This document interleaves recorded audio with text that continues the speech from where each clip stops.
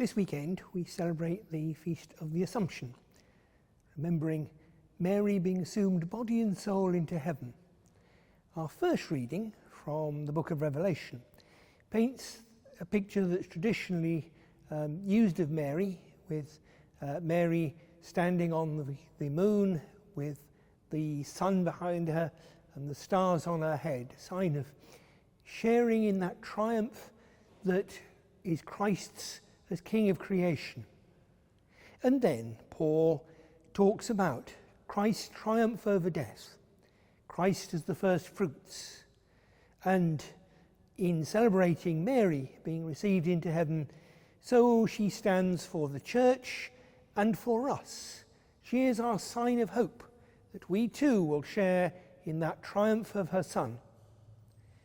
And then in the Gospel, we go back to the beginning of that story. We have the story of the visitation.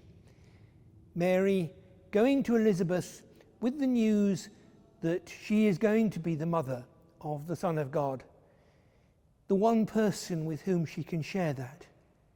And Mary rejoices in what God has done for her in her hymn, the Magnificat, which the Church has made as its own. So as we celebrate this feast, we're not celebrating simply something about Mary, but something about the Church and something about ourselves, a sign that we too are called to share in that triumph of Christ, that victory of Christ, in which Mary played her part.